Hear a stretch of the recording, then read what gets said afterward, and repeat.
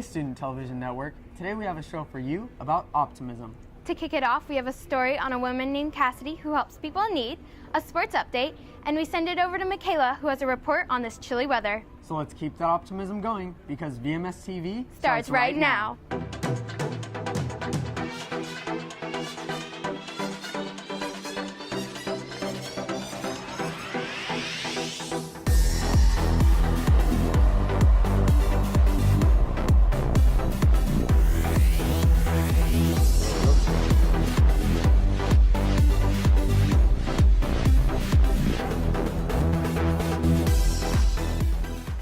Welcome back. For our lead story, if you could help somebody, would you? Well, we find out what Cassidy does to help out in her community. The Dream Center is a non-profitable organization where not only people's dreams come true, but people's lives also get transformed from being practically nothing to becoming everything they could have hoped and dreamt for. I actually am the director of the food truck ministry. So we work Tuesday through Saturday, and we go out to 30 different locations in Los Angeles, and we provide a helping hand for low-income families or the elderly or disabled. So I get to be a blessing every single day. Cassie was once going through a very rough time in her life, but one simple trip to the Dream Center would change the very way she lived. I would say before I came to the Dream Center, I had no hope in life. And now that I'm here every single day, I know that I was made for a purpose. And I think just every person that comes and lives at the Dream Center, they see the bigger picture. Starting at the age of 13, Cassie picked up an addiction for alcohol that would soon take over and control her life. I was about 13 years old, and I drank for the first time. Didn't think anything of it, but quickly became addicted, and by the age of 15, I was a full-blown alcoholic. With an addiction needing to be healed, Cassie found her solution. With the help of her pregnant sister, she began to break her bad habits. Even though I knew my sister was real, I don't know what the word is, strict, and I knew I couldn't drink or use drugs at her house, but I decided to come anyways. And so when I came out here, it was the first time I was sober in 10 years. In order to be a part of the Dream Center, Cassie had to fill out an application that contained some unbearable questions that would make her look back and question the old life she lived. It's like a self-evaluation, and it makes you look at these questions and ask these things about yourself, like where you are in life, and it would just make me cry. And finally I was like, you know what, I need help. During Cassie's first trip to the Dream Center, there was a vibe, there was a sense of ease, and there was something in the air that made her feel at home. But when I walked around the Dream Center, for some reason it was peace that I never felt, and I just kind of knew that this is where I belonged. Cassie's experience through the Dream Center has changed her life for the better. I get to spend just serving other people, and that's really what helps heal me. Like I don't ever want to go back to my addictions. I don't ever want to use drugs again. I don't ever want to drink again, because I know that there's more to life now. And that's what the Dream Center has done for me. This shows that even through times of hardship, with just a little optimism, you can go a long way. Reporting for the Student Television Network, I'm Bronson Montgomery. Here in LA, it's pretty cold compared to our Carlsbad surf weather. Now let's send it over to Michaela with a weather report. Good morning, Los Angeles. I'm Michaela Morris with today's weather forecast. Believe it or not, it's actually going to rain in sunny California, and it's going to be a chilly 61 degrees. Later tonight, the temperature is going to drop down to the 40s. Make sure to keep a sweater around you. You don't want to catch a cold before the spring. So stay positive, Los Angeles, because this gloomy weather won't last forever. Now let's send it to Trevor Chinovi to see how people are reacting to this crazy weather. Well, we're from New York, so this is really warm for us. We're feeling optimistic that it's not going to rain. Weather is nice here in LA. As you probably, if you live here in LA, you'll know that. Well, I'm from Portland, Maine, so this is not that bad. It's snowing at home right now. Up next, we have John Canellis on Hollywood Boulevard meeting some interesting characters with great attitudes about the future.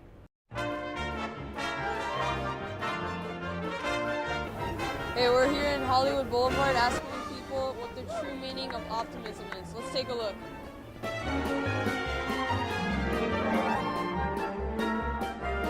How do I stay optimistic in life? Yes. How do I stay optimistic? By performing, by always and continually doing more stuff. Just take the rough with the smooth. Always look on the bright side of life. I give God the credit. Anything, if I make $1 or if I make $100, I'm seriously like, thank you, God, for this. That's like the main key for me. So many guys out here, we look the same. We're all doing the same thing. So if somebody comes and they just gives you a tip or buys your CD, I think it's God. You know what I mean? So I give him the credit. I have faith in God and I just pray on it and stay positive. Yeah. I do what I love to do the most, and it makes me happy, and that's what I strive for every day. I just like to play with my dad. Thank you, Trevor. We're in LA, and the Lakers are on fire. Let's send it over to Sam Spring with the sports update. Hey, I'm right here at Nokia Plaza, right across from the home of the Lakers and Clippers. Now, leading sports headlines today, Kobe Bryant's amazing comeback helped avoid what could have been another disappointing loss. We went out here earlier to hear people's opinions on the future of the season. It's looking good for the Lakers. They had a great win last night. I think with the new coach and everything, things are finally falling into place. Oh, I've always liked Kobe. I think it's all about the team coming together and learning how to play together. You got a lot of big personalities on the team, and I think it's a lot about Kobe relinquishing some power and giving the ball up, but mostly is just them playing together. If life gave you lemons, would you make lemonade? Well, we asked that question on the streets of Los Angeles today. Hi, I'm Nicole Thompson. And I'm Tucker Park. And we're here at Macy's Plaza. We've all heard the phrase, when life gives you lemons, you make lemonade. But what would you do if life really gave you a lemon? What would you do if life gave you a lemon? Make lemonade. There's only so much you can do, so might as well make it work towards you. If life gave me a lemon, I guess the conventional answer would be making lemonade, but maybe I'll make a Long Island iced tea. But I usually don't drink cocktails, so. Oh, I don't know. I would probably eat it.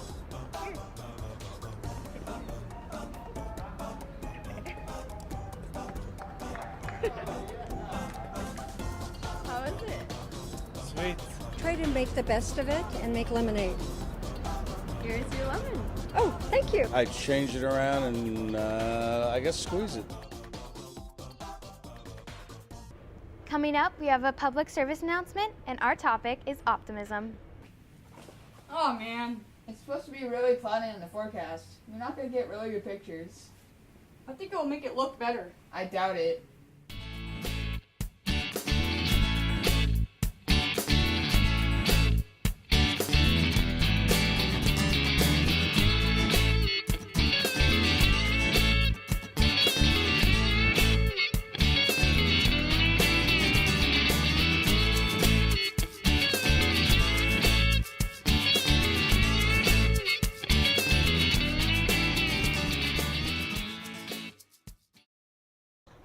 Our next story is about music.